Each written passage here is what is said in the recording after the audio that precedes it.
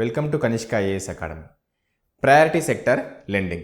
ఈ banking sector టాపిక్లో ఇది మనకు చాలా ఇంపార్టెంట్ ఏరియా. ఎందుకు ఇంపార్టెంట్ ఏరియా అంటే ఈ ప్రయారిటీ సెక్టర్ లెండింగ్ బేస్ చేసుకొని ఈ ప్రయారిటీ సెక్టర్స్ ఏవైతే ఉన్నాయో agriculture, education, micro, small and medium enterprises, ఇలా వీటికి సంబంధించి బ్యాంక్స్ ఎంత పర్సంటేజ్ లోన్స్ ఇస్తున్నాయి, ఓకే, అసలు ఇలా ఎందుకు ఇవ్వాలి, అసలు ప్రయారిటీ సెక్టర్ లెండింగ్ ఏమిటి, ఇవి కూడా మనకు చాలా చాలా ఇంపార్టెంట్. ఫస్ట్ అసలు ప్రయారిటీ సెక్టర్ లెండింగ్ అంటే ఏంటి? జనరల్గా ఈ బ్యాంక్స్ ఎప్పుడైనా లెండింగ్ చేసేటప్పుడు అంటే లోన్స్ ఇచ్చేటప్పుడు ఏం చేస్తుందంటే వాళ్ళకు ఎవరు ఎక్కువ ఇంట్రెస్ట్ రేట్ ఇస్తారు, తొందరగా ఎవరు రిటర్న్ చేస్తారు, ఇలాంటివన్నీ క్యాలిక్యులేట్ చేసుకుంటారు.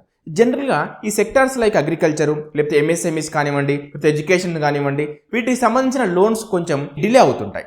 జనరల్గా మనకు టోటల్ ఎన్పిఏలో చూస్తే కూడా, నాన్ పర్ఫార్మింగ్ అసెట్స్లో చూస్తే కూడా ఈ ప్రయారిటీ సెక్టర్ లెండింగ్ నుంచి వచ్చే ఎన్పిఏ అనేది కొంచెం ఎక్కువగా ఉంటుంది. సో అందువల్ల ఏమవుతుంది అంటే బ్యాంక్స్ అనేది ఇలాంటి సెక్టార్స్కి లెండింగ్ ఇవ్వడానికి అప్పు ఇవ్వడానికి ఇష్టపడవు. మరి వీళ్ళకి ఎవరు అప్పు ఇవ్వాలి? జనరల్గా మనీ లెండర్స్ దగ్గరికి వెళ్తే చాలా ఎక్కువ ఇంట్రెస్ట్ ఛార్జ్ చేస్తారు. సో అందుకోసం ఆర్బీఐ ఏం చేసిందంటే ఈ ప్రయారిటీ సెక్టర్ లెండింగ్ అనే ఒక కాన్సెప్ట్ని తీసుకొచ్చింది.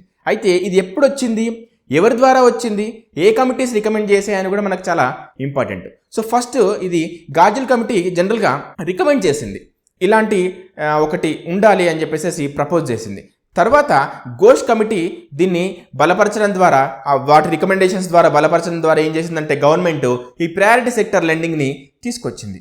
ఆర్బీఐ యాక్ట్ని అమెండ్ చేసి, తర్వాత బ్యాంకింగ్ రెగ్యులేషన్స్ని అమెండ్ చేసి, బ్యాంకింగ్ రెగ్యులేషన్ యాక్ట్ని అమెండ్ చేసి మనకు ఈ ప్రయారిటీ సెక్టర్ లెండింగ్ అనేది తీసుకొచ్చింది. సో ఇక్కడ ఈ ప్రయారిటీ సెక్టర్ లెండింగ్కి మనకు గవర్నమెంట్ లేదా ఆర్బీఐ ఎంత బాగా ఇంప్లిమెంట్ చేస్తుంది అనేది కూడా మనకు చాలా చాలా ఇంపార్టెంట్.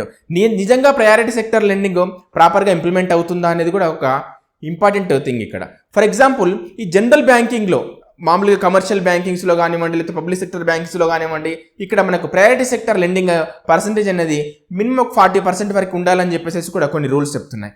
కొన్ని బ్యాంకింగ్స్లో ఇది ఎక్కువగా ఉంది. అర్బన్ కోఆపరేటివ్ బ్యాంకింగ్లో ఒకలాగుంది, రూరల్ కోఆపరేటివ్ బ్యాంకింగ్స్లో ఒకలాగుంది. సో ఈ ప్రయారిటీ సెక్టర్ లెండింగ్ కూడా మారుతూ ఉంది. 40% నుంచి దాదాపు 75-80% కూడా చేంజ్ అవుతూ ఉంది. అయితే ఇక్కడ ఈ ప్రయారిటీ సెక్టర్ లెండింగ్ వల్ల మనకు ఎవరెవరు బెనిఫిట్ అవుతున్నారు అనేది మనకు చాలా ఇంపార్టెంట్. మనం ఆల్రెడీ డిస్కస్ చేసాం.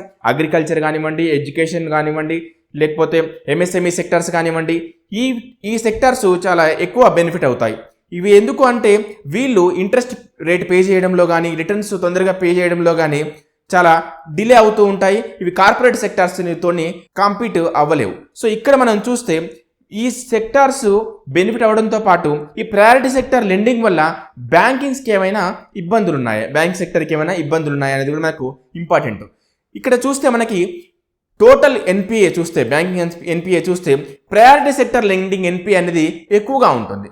నాన్ పర్ఫార్మింగ్ అసెట్స్ లెవెల్స్ అనేవి చాలా ఎక్కువగా ఉంటున్నాయి ఈ ప్రయారిటీ సెక్టార్స్ సంబంధించి. సో దానివల్ల ఏం చేస్తున్నాయంటే ఈ బ్యాంక్స్ కూడా ఈ ప్రయారిటీ సెక్టార్స్ ఏవైతే ఉన్నాయో అగ్రికల్చర్ కానివ్వండి, ఎంఎస్ఎంఈస్ కానివ్వండి, వీటికి ఇవ్వడానికి కొంచెం వెనకడుగు వేస్తూ ఉన్నాయి. సో అందువల్ల ఇక్కడ మనకు గవర్నమెంట్ అనేది వీళ్ళని ఎక్కువ ఎంకరేజ్ చేస్తూ ప్రయారిటీ సెక్టార్కి లెండింగ్ ఇచ్చే విధంగా బ్యాంక్స్ని ఫోర్స్ తీసుకొస్తూ వాటి మీద ఇక్కడ ఎక్కువగా లోన్స్ డిస్ట్రిబ్యూట్ అయ్యేలాగా అగ్రికల్చర్కిను, ఎంఎస్ఎంఈస్కిను డిస్ట్రిబ్యూట్ అయ్యేలాగా గవర్నమెంట్ అనేది ప్రయత్నిస్తూ ఉంది. సో మనకి ఎగ్జామ్ పాయింట్ ఆఫ్ వ్యూలో ఆలోచించినప్పుడు ఈ ప్రయారిటీ సెక్టర్ ఏ విధంగా ఇంపార్టెంట్, సో ప్రయారిటీ సెక్టర్ మీద ఎలాంటి క్వశ్చన్స్ అడగొచ్చు, ప్రయారిటీ సెక్టర్లో ఏ సెక్టార్స్ ఉన్నాయి, ఎంత పర్సంటేజ్ ఉన్నాయి, సో ఏ కమిటీస్ రికమెండ్ చేశాయి, ఇలాంటివన్నీ కూడా మనకు ఇంపార్టెంట్.